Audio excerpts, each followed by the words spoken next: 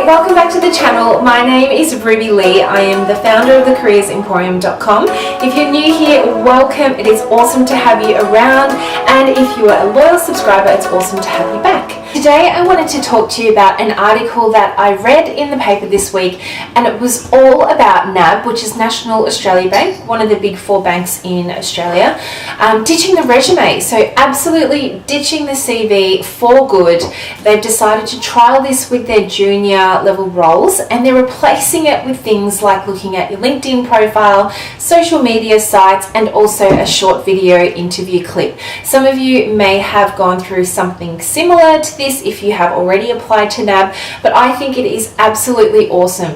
It's something that I am looking to bring into my own business, and there are many blogs that I've written about this around why I think the resume is no longer going to be relevant. But for now, the resume is staying. There are still a lot of employers that are not ready to let it go, and there's all the stuff happening in the recruitment platform background where it still requires you to have a resume for you to apply for a job. So I wanted to talk specifically about writing a resume that is going to get you an interview, no doubt about it. There are a lot of resumes that I've written for my clients, and I'm telling you, each and every one of them have landed a phone interview or a face-to-face interview. I've been in recruitment for almost 10 years, and so the formula that I talk to is really more so a format of what recruiters and hiring managers are wanting to read and how to keep it simple and easy.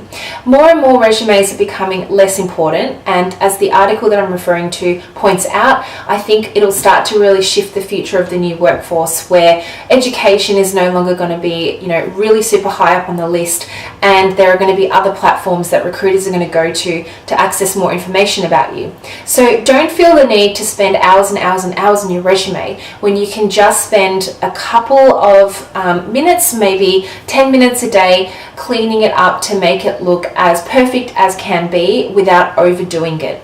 Now, in the blog that I will link up here somewhere, I talk about that in some detail, and I will also lead you to the page that talks about the 13-minute resume. So I've actually filmed in 13 minutes all the tips that you need to know to get yourself writing a resume that is absolutely going to kill it in market and will get you an interview. Now, instead of having you Google everything, what is the best resume, how do I write a bio, do I put my education first before my interests, all of those little nitty-gritty rules that you're kind of unsure of is in this 13-minute video. Now, in the 13-minute resume as well, I've included a whole heap of examples. There's bio examples, examples on how to write about your experience and your education. I've also got in there a resume template for you to access, and also my own resume for you to view to show you how to also write a slightly more creative resume.